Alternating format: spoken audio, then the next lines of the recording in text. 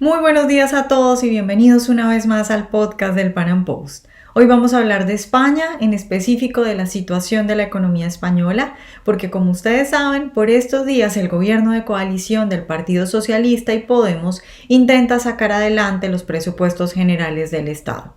En general, lo que se les ha ocurrido, y como siempre se le ocurre a los socialistas, es aumentar el gasto. Ahora bien, ¿cómo se aumenta el gasto estatal? Bueno, pues resulta que ya sea vía endeudamiento o vía impuestos, siempre se termina perjudicando al ciudadano de a pie.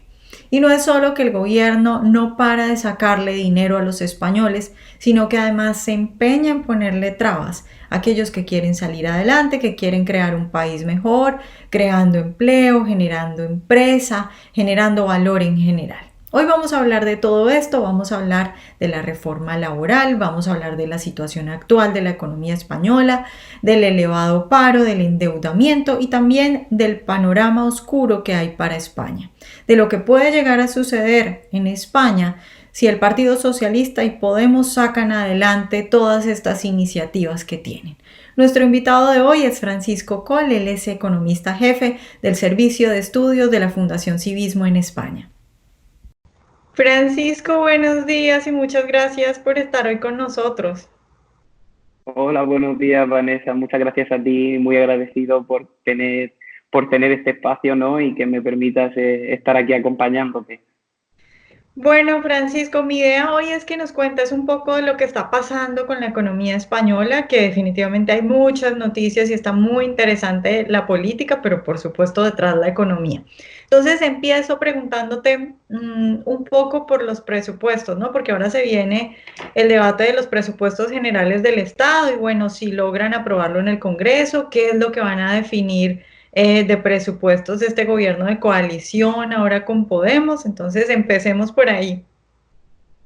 Pues sí, a ver, empecemos por ahí, además lo has dicho muy bien, ¿no? Empecemos por ahí porque la cosa pues va para largo. Y es que si nos fijamos, por ejemplo, en materia presupuestaria, este gobierno, especialmente en el gobierno de Unidas Podemos y Pedro Sánchez, pues muestra una gran relación de incongruencias que no nos deja claro qué es lo que va a pasar. Y es que, por ejemplo, si nos vamos a la relación que tiene los presupuestos en materia de déficit, por ejemplo, vemos cómo mientras estamos hablando de incrementar el gasto público a niveles, y no hablamos a niveles pequeños, sino a niveles altos, como por ejemplo un gasto que está estimado en torno al 3,1% sobre el Producto Interior Bruto, si nos vamos y cogemos ese gasto y lo comparamos en contraste con los ingresos que pretende recaudar el gobierno de coalición gracias a esas propuestas que ellos proponen de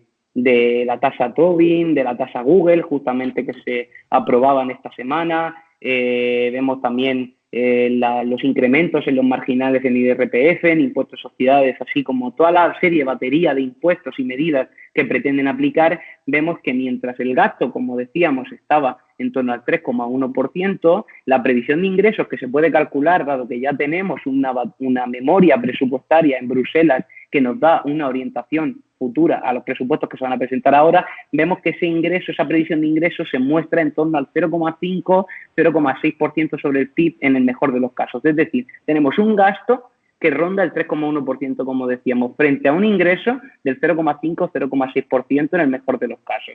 En ese escenario, y contando con que España tiene un déficit elevado que tiene que corregir y que el Banco Central Europeo no nos va a dejar relajarlo, como dicen este gobierno, que lo van a relajar, estamos hablando de que las cuentas no cuadran. Efectivamente, las cuentas no cuadran. Hay un gap, hay un hueco, el cual nos deja en un incremento del déficit, un agravamiento del déficit. Entonces, en esta situación, el gobierno de Pedro Sánchez va a tener que decir ya, porque va a tener que decirlo ya, qué es lo que va a pasar en el país. Es decir, cómo va a financiar ese incremento de gastos que no se está financiando con la previsión de ingresos que ellos tienen. Y eso, pues, tiene dos opciones. Hay dos salidas y esas dos salidas son, por un lado, que no cumpla con su promesa electoral, es decir, que no lleve a cabo esas reformas que incrementaban el gasto, o por otro lado, que se financien con una serie de impuestos que todavía no se han hecho públicos, ¿no? Entonces nosotros, por ejemplo,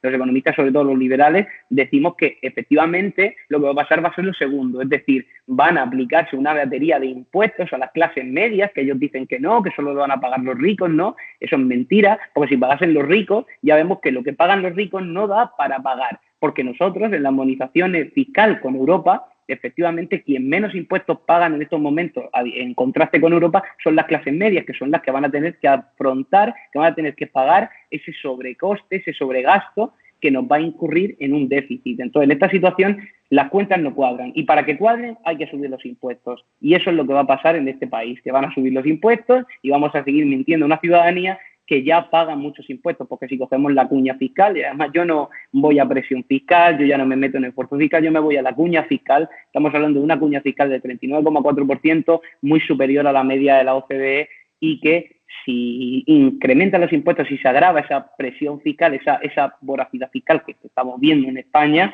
pues estaremos ante una situación en la que nos convertiremos quizá en uno de los países más penalizados fiscalmente de Europa, muy peligroso en un bloque comunitario en el cual las empresas tienen maniobra libre para irse a otros países como Irlanda, que ya lo estamos viendo como lo que ocurre, que las empresas eligen aquellos países con menor presión fiscal.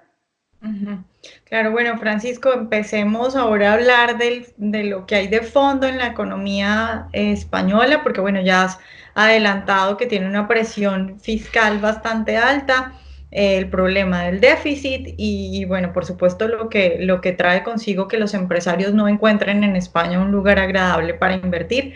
Pero en general, ¿cómo está la economía española en este momento y en qué, digamos, en qué terreno es en el que se mueve esta coalición del Partido Socialista y Podemos? Pues a ver, la economía española en estos momentos pues está en un escenario, en una situación coyuntural bastante complicada. Y complicada porque tenemos bastantes riesgos que nos hacen vulnerables. Últimamente se ha puesto muy de moda, de hecho escribí un artículo con vosotros en Pan Am Post donde traté de desmentir pues ese crecimiento que están tratando de remarcar estos políticos, ¿no? El tema de que España ha crecido al 2% y por ende ya somos un país que funciona mejor que Alemania. Eso es una completa mentira y es una completa mentira por el hecho de que España crecerá al 2% y crecerá más que Alemania, pero Alemania, con un crecimiento del 0,6% y gracias al último trimestre, ha conseguido reducir sus niveles de empleo dentro de los parámetros de pleno empleo. España, con unos niveles de crecimiento del 2%, no ha sido capaz de reducir su nivel de desempleo del 14,3% por debajo del 13,8%. Estamos hablando de un alto desempleo estructural que tiene este país y que tenemos que solucionar. Ese es el primer problema, un elevado desempleo estructural. Tenemos muchísimo desempleo, somos los subcampeones de Europa en desempleo, subcampeones por detrás de Grecia. Y a mí me gusta mucho remarcar esto porque para mí ir detrás de un país que es rescatado no es ningún alivio, porque estamos hablando de un país que fue rescatado financieramente porque estaba en la absoluta quiebra, ¿no? Y luego en materia en términos juveniles, en desempleo juvenil, somos los campeones. Superamos a Grecia, a ese país rescatado al que me refería, lo estamos superando con desempleo juvenil, es decir, 1 de cada 3 jóvenes en España se encuentra en situación de desempleo. Eso es para preocuparnos y para que este gobierno se preocupe. Ellos hablan de derogar la reforma laboral de 2012 porque dicen que creó un empleo muy precario, pero de acuerdo con los datos que podemos observar en BBVA Research, por ejemplo, gracias a esa reforma laboral, gracias a esa flexibilización en el mercado laboral, vimos cómo el empleo comenzó a crecer, es decir, se empezó a crear empleo. Es cierto que ese empleo era más precario, es cierto que ese empleo era más temporal, era más parcial, pero era empleo. Entonces, como yo digo, vamos a preocuparnos por reducir una tasa estructural de paro del 14% y posteriormente nos preocuparemos de que ese empleo sea de calidad, pero la gente quiere trabajar y después cuando encuentre ese trabajo quiere mejorar la calidad de su empleo, pero lo importante es trabajar, porque si generamos lo que se denomina como desempleo institucional, es decir, aquel empleo que deja de crearse por la regulación, por las leyes aplicadas en el gobierno, con un 14% de desempleo creo que no es escenario para aplicar esa regulación que genere ese desempleo institucional. Y luego esa reforma laboral, precisamente la que quieren volver a aplicar en España, que es volver al pasado, como digo, nos llevó de una tasa media de paro en los años que estuvo vigente esa normativa del 17% en desempleo, es decir, un desempleo todavía mayor al que presenta ahora. Entonces, eso es un gran problema por el que atraviesa este país y que deberíamos empezar ya a corregir. En segundo lugar, pues podemos destacar el caso de la deuda, ¿no? La deuda en España es otro gran problema. Estamos hablando de que estamos en niveles del 100% del Producto Interior Bruto, estamos en unos niveles muy elevados, el déficit nos ahoga y Europa ya quiere que empecemos a tomar conciencia de lo que es la deuda y del problema de la deuda. Y es que en estos momentos España trata de emitir deuda, trata de querer asumir más deuda por el hecho de que los tipos de interés están muy bajos, estamos al 0%, las políticas acomodaticias se están extendiendo y para España creen que es un escenario en el cual se podría contraer más deuda. Ahora bien, los tipos de interés sabemos que son muy variables.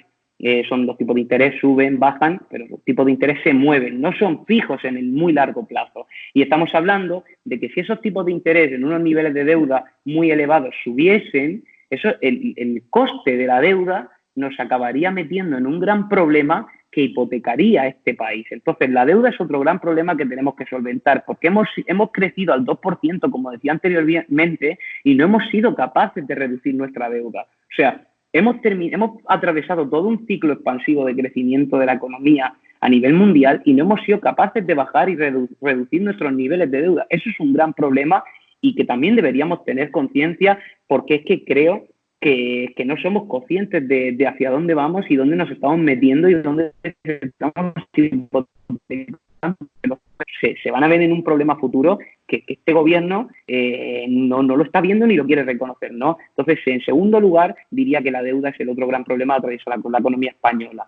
Y en tercer lugar, creo que otro de los grandes problemas que atraviesa esta economía, y además ha sido muy sonado, es la situación de nuestros pensionistas, la situación de las pensiones. O sea, hablando del desempleo, hablando de la deuda, lo quiero ligar con las pensiones, porque es que las pensiones es un problema que, por así decirlo, le influye tanto el primer punto como el segundo punto. Le influye el desempleo, porque las pensiones en España se financian con el empleo, y le sucede también, le influye también en la deuda, porque al final, cuando no tenemos empleo, tenemos que contraer deuda para pagar esas pensiones. En estos momentos, las pensiones, la totalidad de las pensiones en el país no se están pudiendo pagar. Le estamos teniendo que pagar con deuda pública. Eso es un gran problema. ¿Por qué? Porque no estamos creando empleo juvenil para sostener las pensiones, en primer lugar. En segundo lugar, no tenemos dinero, no tenemos liquidez para pagar pensiones.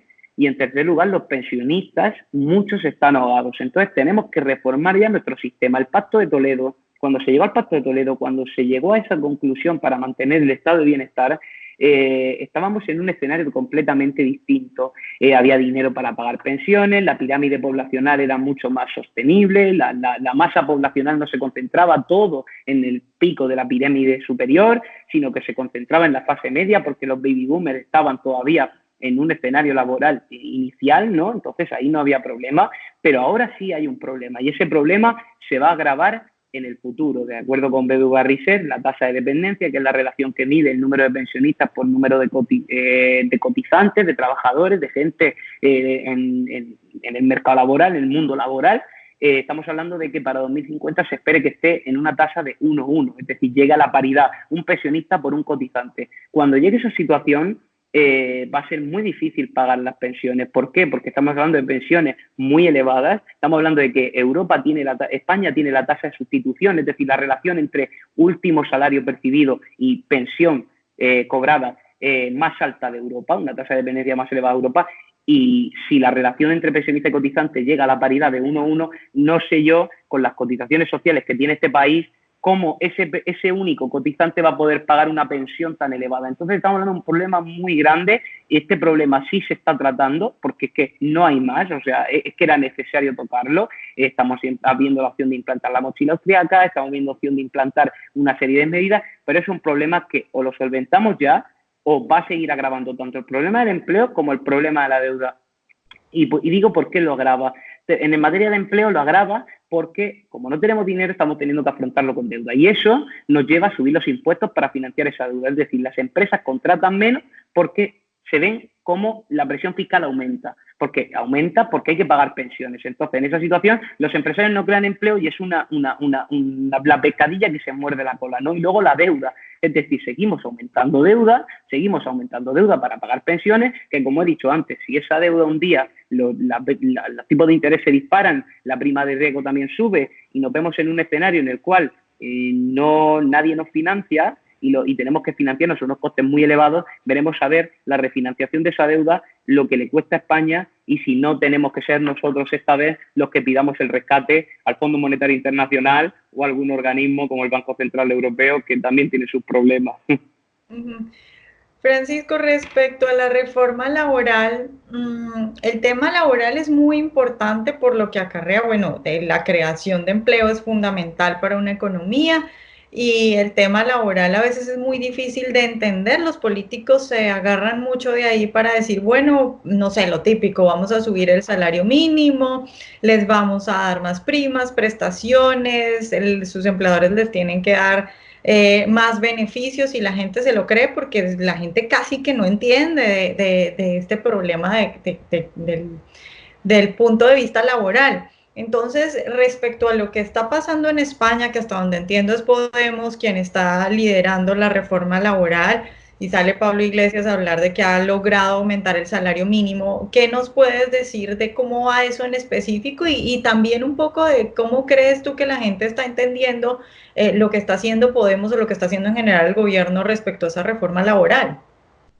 Pues sí, mira, aquí hay bastante truco, ¿no? Porque respecto al SMI, al salario mínimo interprofesional, pues es cierto que no tenemos datos para medir los efectos de la influencia que ha tenido, por así decirlo, la subida del SMI en la economía española. Obviamente, hasta ahora, pues los efectos no han sido, no se pueden percibir. Estamos hablando de que la tenemos un mes en vigor y no podemos medir, pero no obstante, la subida del salario mínimo interprofesional, de acuerdo con el índice de Caix, que es la relación entre salario mínimo interprofesional y salario medio, este salario mínimo interprofesional no debería superar, de acuerdo con la Carta Social Europea, el 60% del salario medio, porque si no, la creación de empleo en el país se podría ver perjudicada.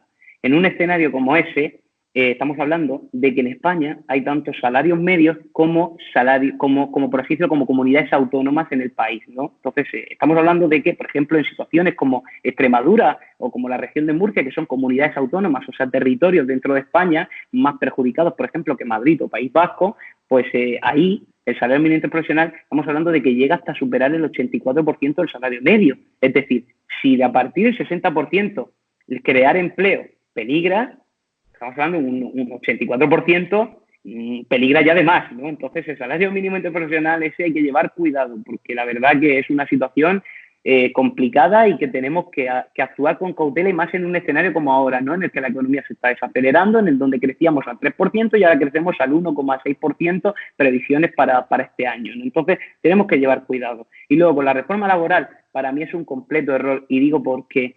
La reforma laboral, de acuerdo con el último informe publicado por el Fondo Monetario Internacional, mejoró la economía española en el aspecto de que empezó a crear empleo, es decir, la ley de Ocum, que mide, por así decirlo, el crecimiento o la relación entre el crecimiento y la creación de empleo,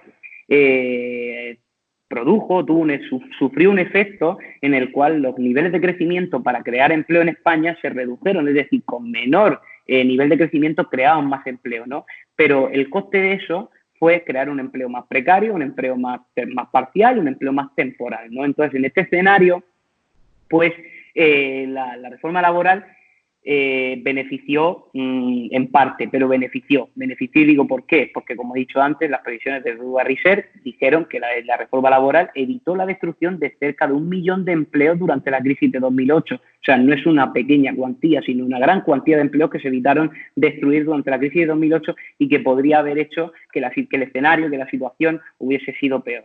Entonces, respecto a la reforma laboral, como decía, lo que quiere acabar Pablo Iglesias y Pedro Sánchez de la reforma laboral es la flexibilidad del mercado laboral, es decir, acabar con ese pilar fundamental que hacía que las empresas contratasen. Ese pilar fundamental se rige en varios aspectos. En primer lugar, el que los convenios de los sindicatos, de los colectivos gremiales primen sobre los convenios de empresa. Eso es una de las cosas que quieren hacer. Eso es fácil explicarlo en el aspecto de si la empresa prevé que el crecimiento es favorable en la economía, a nivel macroeconómico, prevé que va a haber un crecimiento del 3%, la empresa sube los salarios y mañana el escenario macroeconómico cambia, sufre un shock o pasa cualquier cosa que nos rebaja los crecimientos, si el sindicato no quiere, los salarios no van a poder bajar. Entonces, en ese escenario, si la empresa pide a los sindicatos que bajen los salarios o que se adapten. El sindicato no quiere adaptarse, pues la empresa lo va a pasar mal. Entonces, ante eso, la empresa pues va a preferir el no contratar, porque va a preferir el decir no voy a contratarte antes de llegar a ese escenario, ¿no? Entonces, eso en primer lugar. Los sindicatos quiebran empresas incluso.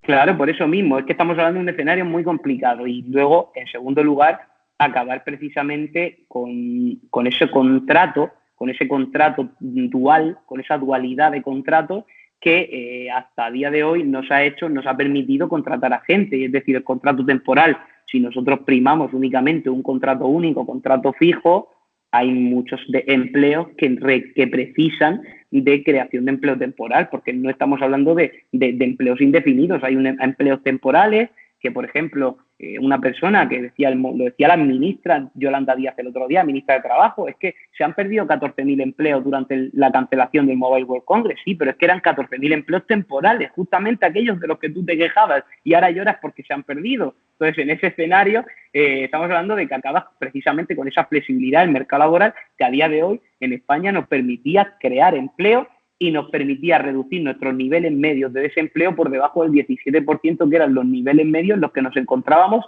antes de la reforma laboral. Entonces, acabar con esa reforma laboral, bajo mi punto de vista, en este escenario, en esta situación, es un error. En posibles escenarios futuros, donde ya se comportando mejor, donde podamos empezar a crear empleo, donde tengamos unos niveles de crecimiento más dinámicos, ahí sí que a lo mejor vería el retocar la reforma laboral si los niveles de desempleo ya se van ajustando. Pero con niveles de desempleo del 14%, con niveles de desempleo juveniles del 33%, los más elevados de Europa, ha incidido mucho en eso, yo creo que jugársela y actuar de forma arbitraria, actuar sin cautela, me parece un riesgo que España no está en situación de asumirlo.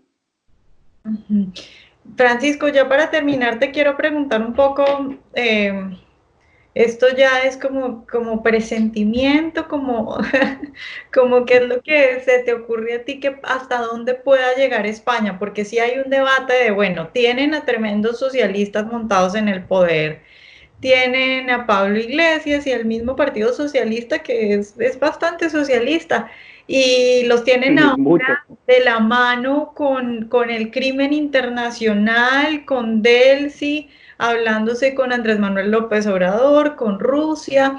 Entonces la pregunta siempre es ¿hasta qué punto podría caer España? Porque es una situación particular, está dentro de la Unión Europea y eso le pone límites, tienen un rey que también pone límites, pero tú, digamos, el escenario más catastrófico que tú imaginas, ¿cuál sería?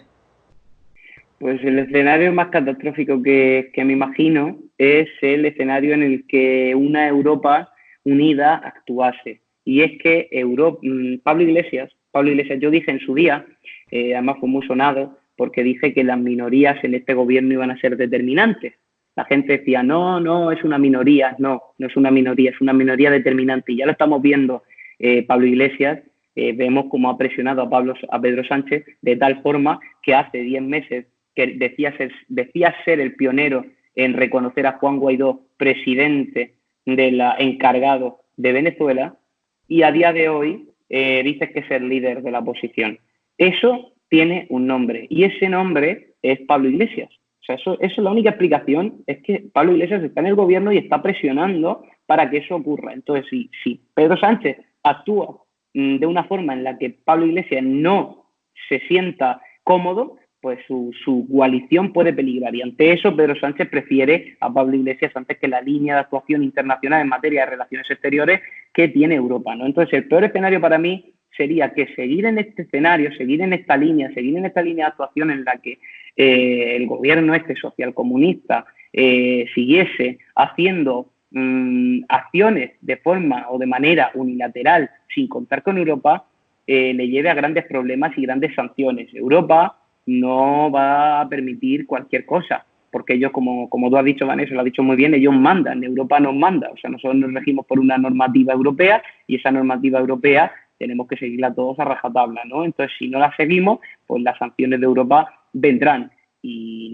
no tarde porque ya lo que es Europa hemos incumplido, o cuando lo de José Luis Ábalos, el ministro que se reunió con Delcy, salga a la luz, pues veremos que hemos incumplido una normativa europea que era dejar a esa mujer entrar en el espacio europeo cuando no se podía, ¿no? Entonces, ante eso, pues nos podemos jugar una gran multa con Europa. De la misma forma, no la podemos jugar con el déficit, porque Europa también, nosotros cuando entramos en Europa firmamos lo que se conocían los pactos de estabilidad y crecimiento, los cuales nos decían o nos marcaban unas normas de actuación en materia económica que también nos estamos saltando. Es decir, no tampoco cumplimos con la disciplina económica que pide Europa, ¿no?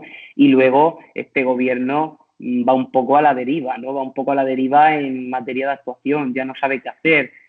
José Luis Ábalos ya no sabe cómo mentir en el Congreso para justificar su reunión con Delcy. Juan Guaidó no da crédito de lo que está pasando en España con este presidente. De hecho, ni lo recibió cuando vino a España, tuvo que recibirlo el alcalde de Madrid y la presidenta de la Comunidad de Madrid porque Juan Guaidó no pudo reunirse con él, ¿no? Eso es un tremendo error, para mí es un tremendo error porque está blanqueando un narcoestado como es Venezuela en este momento, ¿no? Entonces, yo creo que el peor escenario es que Europa se vuelva en nuestra contra. Es el peor escenario, pero el peor que nos podía pasar. ¿Por qué? Porque al final Europa es la que marca las normas, Europa es la que dice lo que tenemos y lo que no tenemos que hacer.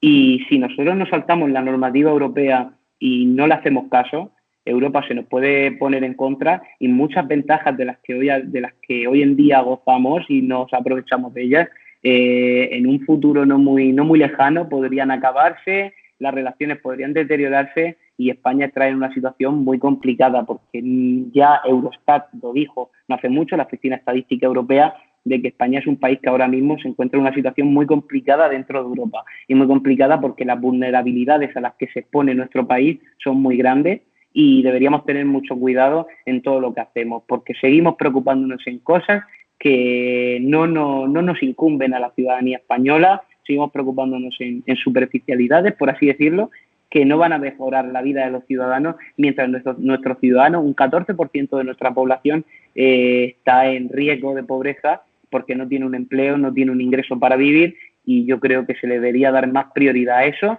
que a otras cosas como relucir la figura de Karl Marx en este país, que yo creo que Karl Marx ya es una figura del pasado que hay que retomar para los estudios, para conocerlo, para aprender de él, pero no, Karl Marx no nos va a dar de comer ni nos va a ayudar a reducir el desempleo estructural, no nos va a ayudar a mejorar nuestra economía y menos va a sacar del paro y de la pobreza a la gente pobre que hay en este país y que no es tanta como la que dijo el relator de la ONU cuando vino a hacernos la visita, aunque él hiciese su estudio, que la metodología que hizo fue pasear por un barrio pobre de este país, ¿no? Que la estadística parece ser que al relator de la ONU no le gusta, ¿no? Entonces, esa situación, lo que digo, para concluir, el peor escenario es que Europa se venga en nuestra contra y que nosotros nos veamos en un escenario complicado y donde las sanciones comiencen a llegar.